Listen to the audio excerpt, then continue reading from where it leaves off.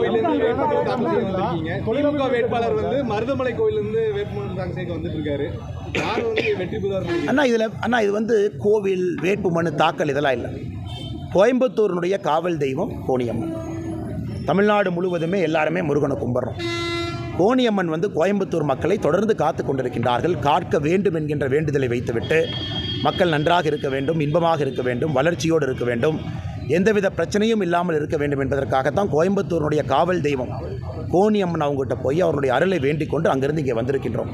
எங்களை பொறுத்தவரை நாங்கள் ஜெயிக்கணும்னு வேண்டலண்ணே, நாங்கள் ஜெயிக்கணும்னு வேண்டலை. கோயம்புத்தூர் மக்கள் நன்றாக இருக்க வேண்டும் என்று வேண்டியிருக்கின்றோம். எப்பொழுதுமே அந்த மாதிரி ஆள் கிடையாது.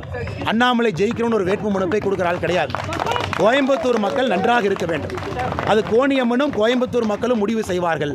அவர்கள் நன்றாக இருப்பதற்கு யார் ஜெயிக்க வேண்டும் என்று மக்கள் முடிவு செய்வார்கள்.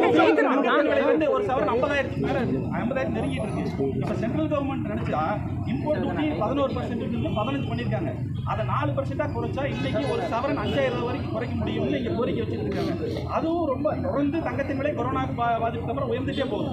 இப்போ இதை வந்து குறைக்க உடனடியாக ஒரு 4000 5000 குறைக்க முடியும்னா சென்ட்ரல் கவர்மெண்ட் நினைச்சா முடியும். அதை பற்றி பல ரெப்ரசன்டேஷன் போயிருக்கு. இப்போ அண்ணே ஒரு சப்ஜெக்ட் தெரியாமல் கேள்வி கேட்காதீங்கண்ணா. சப்ஜெக்ட் தெரியாமல் கேள்வி கேட்காதீங்க. ஒரு நிமிஷம். சப்ஜெக்ட் தெரியாமல் கேள்வி, ஒரு நிமிஷம். ஒரு விஷயம் தெரிஞ்சால், எக்கனாமிக்ஸ் புரிஞ்சால் கேள்வி கேளுங்க. மைக் இருக்குன்னு கண்டதெல்லாம் கேட்கக்கூடாது. ஒரு நிமிஷம். கோல்டு இம்போர்ட் பாலிசி என்ன, சப்ளை டிமாண்ட் என்ன, அது தனியாக பேசுவோம். சும்மா உங்களுக்கு வந்து எக்ஸ்க்ளூசிவ் பண்ணு. சப்ஜெக்ட் தெரிஞ்சால் கேள்வி கேளுங்க. கோல்டை பற்றி ஒரு நிமிஷம். கோல்டு எக்ஸ்போர்ட் இம்போர்ட் பாலிசியை பற்றி உங்களுக்கு என்ன தெரியும்? சப்ஜெக்ட் தெரிஞ்சால் கேள்வி. அடுத்ததுங்கண்ணா, அடுத்தது